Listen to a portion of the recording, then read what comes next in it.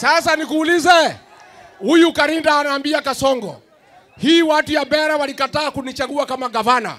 Watajua mimi ndio gavana wa Embu, watachagua huyu Muthende, wapende wasipende. Karinda aende asiende?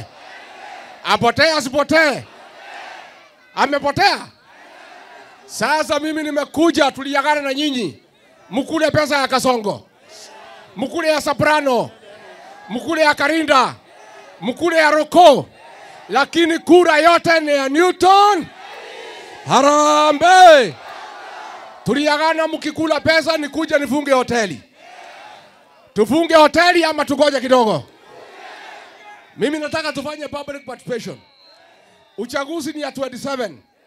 Nyinyi watu ya Mbere, nini mtaniambia? Hii hoteli mnataka tufunge leo ama mbele? Wangapi wanasema tufunge hoteli leo? Watu ya Mbere, kuna pahali ilikuwa inaitwa Kipipiri mwaka wa 1994.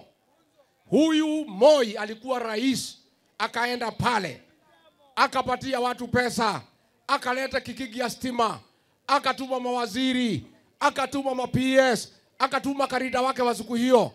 Hawa watu ya Kipipiri wakakula pesa yote, alafu pale mwisho wakafunga hoteli.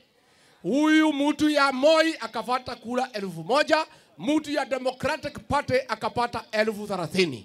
Tunaomba watu ya Mbere North mufanyie Kasongo vile watu ya Kipipiri walifanyia Moi.